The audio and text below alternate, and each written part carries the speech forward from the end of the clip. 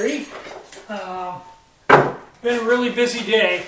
I haven't had a lot of time to goof around here, but I'm pretty well caught up now. So, I want to talk about another stove today.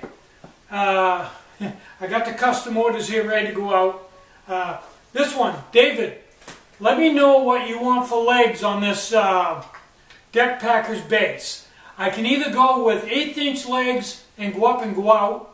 That way you can put any size pot on. Or I can go up and go out and then go back up again. But that'll limit the size you can use. Or I can go with 4 3/16 and just go up and go out.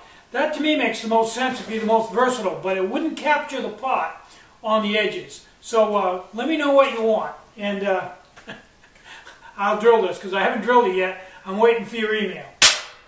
Okay, today I want to talk about another stove in a backpacking environment. Now this stove is a BIOS. Now I could tell you this stove only weighs 1 ounce and how much lighter it is than a Jetboil. And it is. But the Jetboil has a built-in pot. So in order for me to compare, I have to have the stove and a pot and a fuel source, because the 22 ounces for the Jetboil includes a canister. So I'd want to include like 8 ounces of alcohol, this stove, a pot. So we're probably talking 6, 7, 8, 9, probably 10 ounces. So you'd save 12 ounces by going with this stove.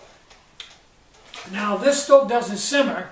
So if you're the type of person that wants to make broccoli souffle,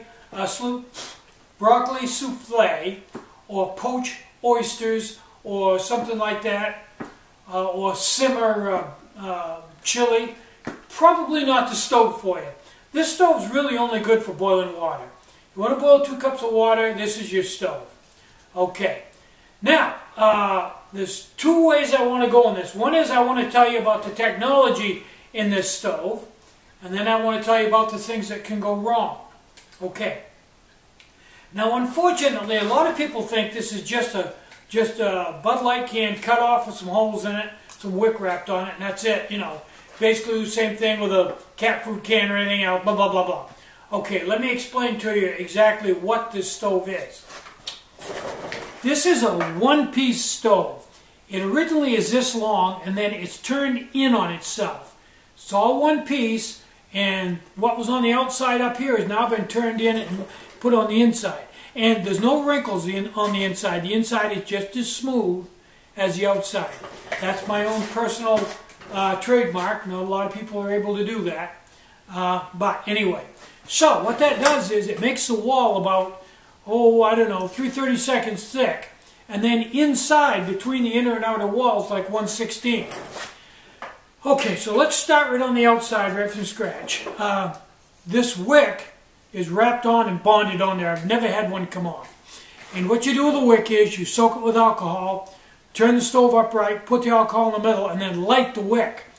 Now, the reason why this wick is on here is if it's cold, you won't be able to light this stove. Alcohol doesn't light very well if it's down around 0, 20 below, something like that. But with this wick, it's just like a candle. You couldn't light a block of paraffin very well, but if you make it into a candle and light the wick on the candle, it'll light 50 below 0. I think a candle will burn just fine. And this is the same way. You can light that wick, I don't care how cold it is, once you wet it with alcohol. And once that wick lights, it will bloom up around the stove and heat the stove up and get the stove up to temperature so the liquid alcohol can turn to a vapor and come out the jets. Burn just like a blue burner just like the blue flame on a burner on a gas stove. No different. Okay. That's what the wick is for. Now this has, over the years, has evolved, and the jetting has changed probably a dozen times. Jetting is something that you just have to work at to get right, and every time you think you've got it right, somebody will come up with a situation where it doesn't work. So to get jetting that will work everywhere, okay, and work in most places, great, is a hard thing to do. So what I've strived to do is to make this for the normal use this would be used for. the jetting is absolutely perfect. But it's also forgiving enough so it'll work in about any environment. Okay. Also, the distance the jets are from the top is another bugaboo that you have to figure out. Okay, we've got the wick, we've got the jets. Now, inside of this stove, in the bottom, there are three jets. And what those do is they let the alcohol from the inside chamber get out between the two walls where it heats up and turns from a liquid to a gas and vents out the jets. Now, if these holes are too big or too small, it won't work that well. It'll pulse or it won't blossom or whatever. Took a while to figure that out. Okay, now we're getting into the real stuff here that's kind of just a big question mark. People don't really know what the heck's going on there. There's two more jets up on the top on the inside. Now what these jets are for is, without them, you'll get an uneven pressure between the center and the outside. And when they try to equalize themselves, quite often you'll get the stove will pulse. It will flare right up and then die right back. Flare up, and it's not a very good way to run the stove. It's not very efficient, and it can't even go out. So these jets vent the inner wall back into the inner chamber so that you don't get any pulsing. Okay. Now, the top has 4 bumps on it. I don't know if you can see those or not. They're raised up. Now, those perform 2 tasks. One is, if you set a pot on, it can't seal against the top. If it seals right against the top, there's no bumps and the top is nice and even, it'll create inner pressure and push the alcohol out, and you'll have a bonfire on your hands. Can't do that with these bumps because the bumps keep it from sealing. It cannot seal. Second thing these bumps are on here for is, if you take a very cold pot of water and set it on this stove in cold weather, without these bumps, the pot will contact the top of the stove in such a big area that it will pull the heat out and the stove will cool down and go out. But with these bumps on here, the pot can't really touch the stove. The only place it can touch is right on the tip of each bump. Just a very fraction of a centimeter of actual contact. And that's what the bumps are on there for. So you see, this is not just a can cut off with alcohol in it. It's got a lot of technology in it. It took us a long time to figure it all out and get it to work right.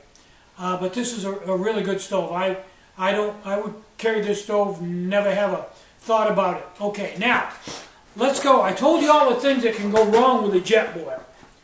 Now let's look at all the things that can go wrong with this. You tip it up, put some alcohol on, put some alcohol in the middle and light it. Okay, now what can go wrong? There's no 1,000th generators to plug up, no O-rings to break, other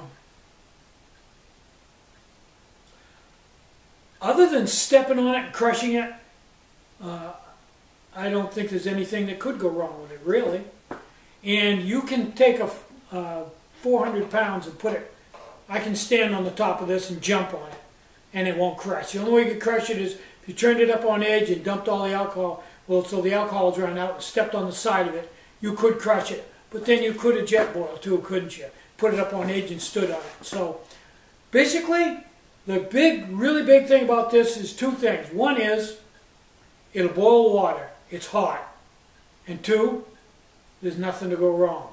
So if you have it in your pack and you're thinking about cooking your dinner when you get to the shelter or wherever you're going to camp, and you're kind of running the scenario through your head, this is one thing I don't have to worry about. Put some alcohol on it, set it down, pour your alcohol in it, light it, put your pot on it, and go pitch your tent or filter your water, whatever. It'll boil water, no question about it. Okay, I think I've run my chops enough. I'm Tinny from Mini Bull Design. Get out and hike, take a friend. Enjoy the great outdoors, and more important than anything, try to have some fun today, and try to have a really great day. Bye-bye.